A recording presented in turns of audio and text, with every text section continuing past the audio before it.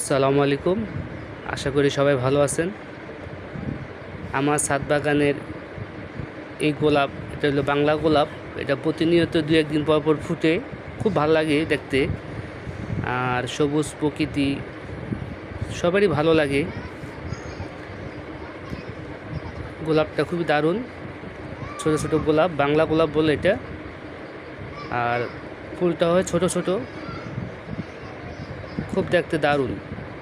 আর ছাদ বাগানে আসছি, একটু গাছের যত্ন নেব, একটু পানি দেব। এই নয়নতারা ফুল খুব দারুণ, ভালো লাগার মুহূর্ত। সবার উদ্দেশ্যে ভিডিও করা, সবাইকে ভালো মন্দ দেখাই।